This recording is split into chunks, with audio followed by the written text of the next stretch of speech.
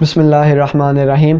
ناظرین، ہمارے ہاں اللہ تعالیٰ سے ڈرنے کے متعلق ایک جملہ کہا جاتا ہے کہ اللہ تعالیٰ سے ڈرو، خوف خدا کرو۔ لیکن یہاں سوال یہ اٹھتا ہے کہ جب ہم میں سے کسی نے بھی آج تک اللہ تعالیٰ کو دیکھا ہی نہیں تو پھر اللہ تعالیٰ سے ڈرنے کا اور اس سے خوف کرنے کا صحیح مطلب اور مفہوم کیا ہوگا؟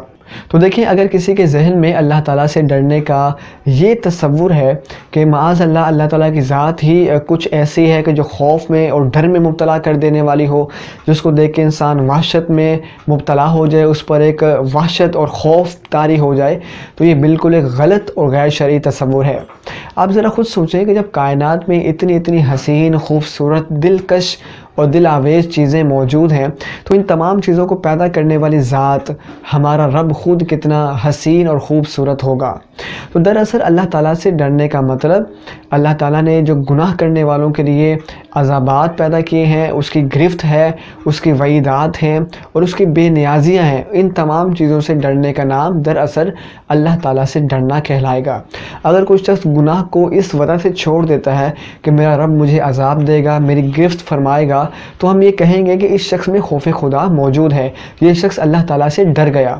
اور قرآن و حدیث میں جہاں جہاں اللہ تعالیٰ سے ڈرنے کے متعلق آیات ہیں، جیسا کہ ارشاد ہوتا ہے یا ایھا الذین آمنوا اتقوا اللہ، اے ایمان والو اللہ تعالیٰ سے ڈرو، تو ایسی تمام آیات کا یہی مطلب ہے کہ اس کے عذاب سے اور اس کی گرفت سے ڈرنا دراصل اللہ تعالیٰ سے ڈرنا کہلائے گا۔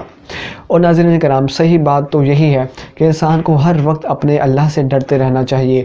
جب کبھی تنہائی میں گناہ کا موقع ملے، موبائل پاس ہے، انٹرنیٹ آن ہے، ہزاروں ویڈیوز فحاشی پر اور عریانی پر مشتمل تصاویر موجود ہیں، انسان صرف اس خوف سے کہ میرا رب مجھے میری گرفت فرمائے گا، مجھے عذاب دے گا، میرا رب مجھے دیکھ رہا ہے، اگر گناہ کو چھوڑ دے گا، موبائل ایک سائڈ پہ رکھ دے گا، تو اللہ تعالیٰ سے ڈرنا کہلائے گا۔ اور اللہ تعالیٰ کے خوف سے جو شخص گناہ کو چھوڑ دیتا ہے، اللہ نے ایسے شخص کے لیے 2 جنتوں کا وعدہ فرمایا ہے۔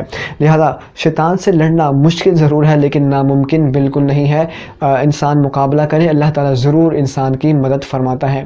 اللہ تعالیٰ مجھے اور آپ کو اپنا صحیح خوف کرنے کی توفیق عطا فرمائے، آمین۔